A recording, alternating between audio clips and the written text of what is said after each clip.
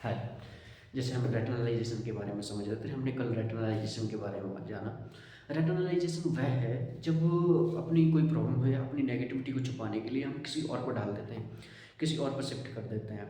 और ये रैशनलाइजेशन वैसा ही है कि तुम्हें कभी फेलियर फेस ना करना पड़े, तुम्हें कभी रिजेक्शन फेस ना करना पड़े, या तुम अपने आप को लेके डिस्कम्फर्ट ना फ़ील करो, तो इसलिए इसको शिफ्ट कर दो किसी अपने अदर किसी पार्टनर पे, किसी बॉस पे, या किसी मे बी समवन जो भी तुम्हारे आस-पास है या तुम्हारे उस सर्कल में है। तो ये पता ये आपको उस समय बहुत अच्छा लगेगा, लेकिन आप इसमें से थोड़ा-सा सोच के देखो, क्या ये बहुत सच में अच्छा है? अगर तुम सच में अपने आप से ऑनेस्ट रहना चाहते हो, या तुमको ऑनेस्टी तुम बिलीव करते हो, या ऑनेस्ट रहना और ऑनेस्ट लोगों के साथ उठना बैठना, तुम्हें खुद के लिए भी ऑनेस्ट नहीं रहना चाहिए।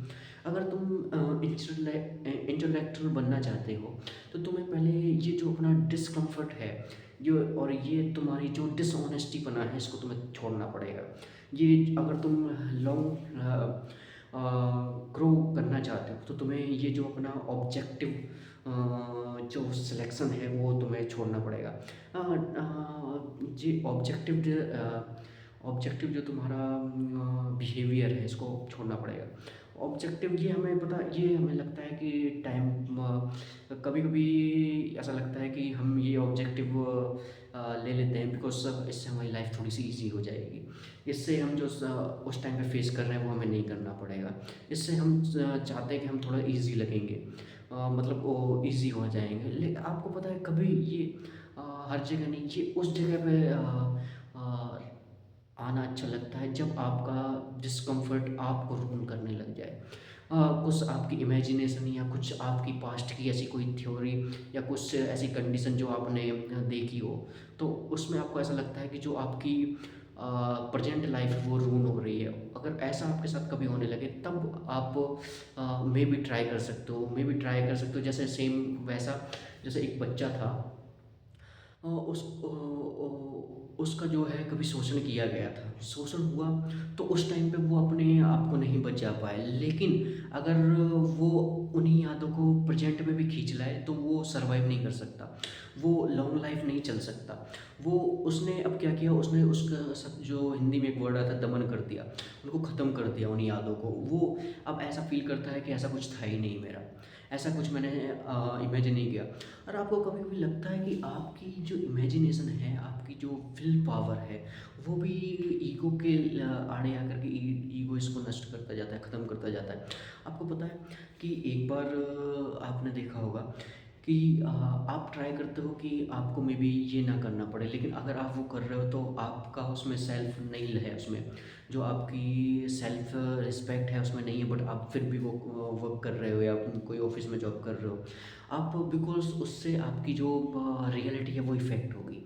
बाय द वे, जैसे कोई आप ऑफिस में जॉब करो, लेकिन आप नहीं चाहते क्योंकि उसको उस जॉब को आप करो, आप छोड़ना चाहते हो, लेकिन उससे आपकी जो रियल लाइफ है वो इफ़ेक्ट होगी, उससे आपके फैमिली मेम्बर इफ़ेक्ट होंगे, आप इफ़ेक्ट होगे, क्योंकि वो जो आपका जो ऑफिस है वो आपको पे करता है मंथली, और उस पे से आपका जो मंथली जो आपकी रिक्वायर होती है वो फुलफ़िल होती है, आपकी आपकी फैमिली की। और आप पता है, आप ट्राई करते हो कि उससे कैसे बचें, कैसे, तो आपको पता है एक माइंड में एक ट्रैप इल्यूजन क्रिएट होता है, जिसमें आप चाहते हो कि आप छोड़ दो वो जॉब, बट आप नहीं छोड़ पाते, लेकिन फिर भी आप उस ट्रैप में, आपके अंदर बहुत सारा एंगर भर जाता है, बहुत सारा गुस्सा आ जाता है आपको। और आप पता, अब आप जो भी उस एक्टिविटी होगी उस 9 to 5 में, आप वहाँ तो कंफर्ट जोन में रहोगे, रिलैक्स रहोगे, इन फ्रंट ऑफ अदर्स आप ये दिखाओगे, बिकॉज आपको वहाँ पे चिल रहना है, आपको वहाँ पे ओवरकम रहना है, वहाँ पे आपको गुस्सा नहीं करना, वहाँ पे आपको नॉर्मल बिहेव रखना है, तो आप बिल्कुल नॉर्मल रहोगे। लेकिन जैसे ही आप ऑफिस से बाहर निकलोगे, जैसे ही आप घर पे पहुँचोगे, तो आप अपने कुत्ते को किक कर दोगे, या फिर मे बी अपने बेटे को डाँट दोगे या पीट दोगे, तो आपको लगता है कि ये इससे आपका जो वो कम्फ़र्ट है, जो कम्फ़र्ट ज़ोन है, या आपका जो बिहेवियर वो रिलैक्स होगा, बट ऐसा नहीं होता। आप पता है ऐसा डेली बेसिस पे करने लगते हो, जबकि उस बच्चे की गलती नहीं है, उस कुत्ते की गलती नहीं है। ये गलती किसकी है? आपकी। क्योंकि आप वहाँ से निकलना चाहते हो, आप ऑफिस का वो वर्क नहीं करना चाहते, बट आपको करना पड़ रहा है। क्यों? क्योंकि आपके ऑल ऑफ द जो आपका सर्कल है वो उस पर डिपेंडेड है। आप उन पर, क्योंकि आपने सुना ना कि क्योंकि असली जो पावरफुल मैन होता है वो किसी को इसलिए नहीं दबाता क्योंकि वो पावरफुल है। पावरफुल मैन जो कमज़ोर होता है, जो वीक होता है, वो ट्राई करता है मैं कैसे इसको अपने मतलब इस पे काबू पा सकूँ, कैसे मैं इसको कंट्रोल कर सकूँ। एक पावरफुल मैन जो होता है वो पावरफुल इसलिए नहीं होता क्योंकि वो और किसी पे पावर दिखाता है। एक मे बी सही पावरफुल इंसान ये होता है कि जिसको पता है कि मैं मेरी मुझ में पावर कितनी है, बट वो उसको कंट्रोल करके रखता है, इसको सेव करके रखता है। लेकिन जो वीक पर्सन होता है वो ट्राई करता है कि कैसे मेरी पावर आ जाए और कैसे मैं इस पावर का इन सब पे यूज़ कर पाऊँ। Thank you.